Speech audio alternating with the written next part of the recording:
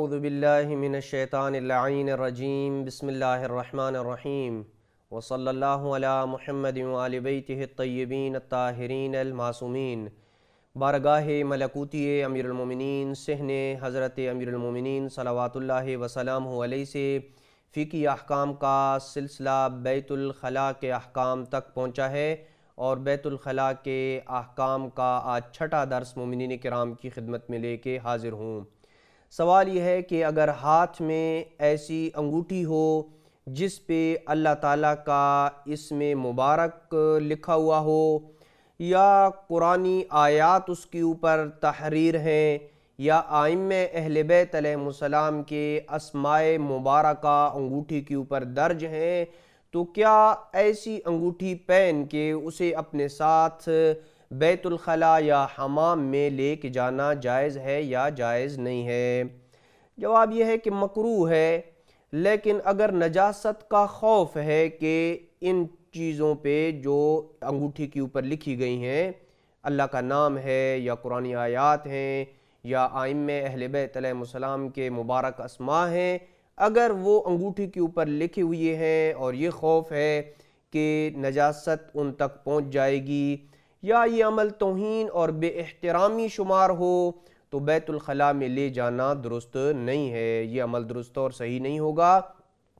جبکہ اس ہاتھ سے جس میں انگوٹھی ہے اور انگوٹھی پہ اللہ تعالیٰ کا نام لکھا ہوا ہے، قرآنی آیات لکھی ہوئی ہیں، یا اہل بیت علیہ السلام کے ناموں میں سے کسی مقدس اور پاکیزہ نام کا وہاں پہ ذکر ہے، تحریر ہے، تو اس ہاتھ سے استنجا کرنا جو ہے وہ جائز نہیں ہے، یہ حرام ہے۔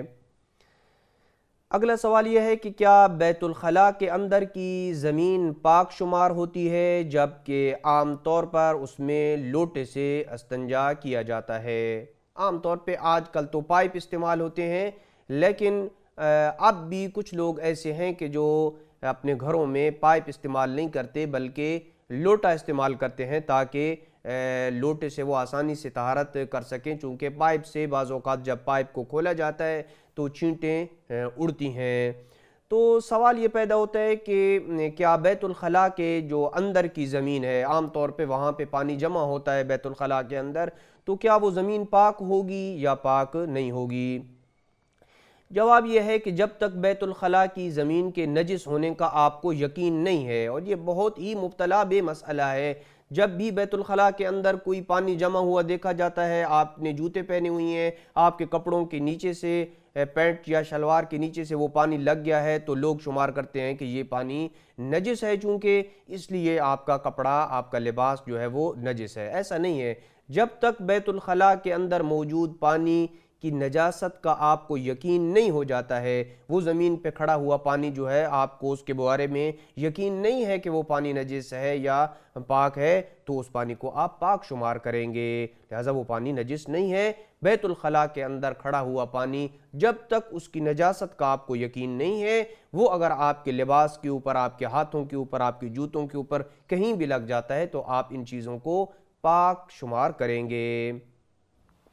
آج کے درس کا آخری سوال یہ ہے کہ اس شخص کا کیا حکم ہے جسے بیت الخلاء میں رفع حاجت کے بعد شک ہو جائے کہ شاید رفع حاجت کے دوران پیشاب کے چند قطرے اس کے کپڑوں پر گرے ہیں، اور وہ کپڑوں پہ موجود رطوبت کے بارے میں بھی نہیں جانتا ہے کہ یہ پانی کے قطرے ہیں یا پیشاب کے قطرے ہیں۔ اس مسئلے کو مثال کے ساتھ یوں واضح کروں کہ ایک بندہ رفع حاجت کے بعد اسے اپنے کپڑوں کے اوپر کوئی تری نظر آتی ہے، تو اب اسے شک ہو گیا ہے کہ یہ جو تری ہے، یہ جو رطوبت ہے، کیا یہ پیشاب کے چند قطرے لگ گئے ہیں، یا پیشاب یا پاخانہ کو پاک کرتے وقت وہاں آپ کے کپڑوں کے اوپر پانی لگ گیا ہے، معلوم نہیں ہے کہ یہ پانی کے قطرے ہیں یا پیشاب کے قطرے ہیں، تو کیا آپ اپنے کپڑوں کو پاک کاؤنٹ کریں گے، شمار کریں گے، یا اسے نجس شمار کیا جائے گا؟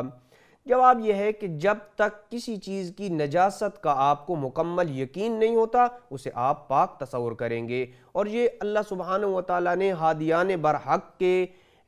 توسط سے اور طفیل سے ہمیں ایک بہترین قانون اور قاعدہ کلیہ دیا ہے کہ جس چیز کی نجاست کے متعلق آپ کو یقین نہیں ہے، آپ شک کی حالت میں ہیں کہ یہ چیز پاک ہے یا نجس ہے،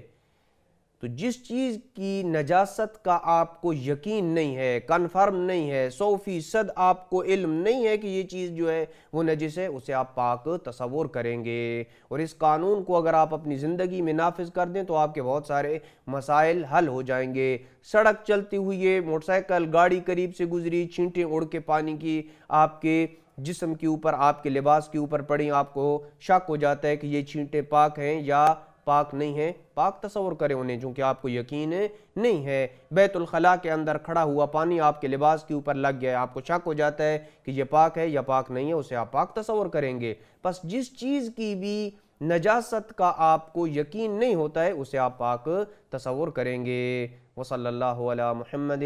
وآل بیتہ الطیبین الطاہرین المعصومین۔